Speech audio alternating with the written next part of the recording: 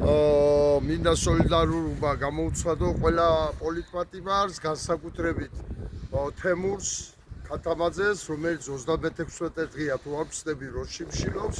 და ყველა მოშიმშილე პატიმარს და ვთვლი რომ მათ თემებს ისე მაღლა თუ ავწევთ, როგორაც იყო აწეული ქალბატონი მზია ამაღლობელის თემა, იქნება კარგი რა, ვთვლი რომ ძალიან კარგი იქნება.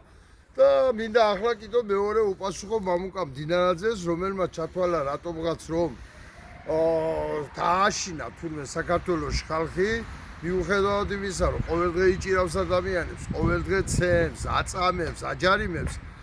ვერ დააშინე, ვერავის შეგაჭირებულოთ. ახლა რო გადმოდი ემიგრანტებზე და გვემუქრები ემიგრანტებს, აი როგორც ბიძინას დროს ვქენი, ზუსტად ისე. მამუკა ხელება დატებული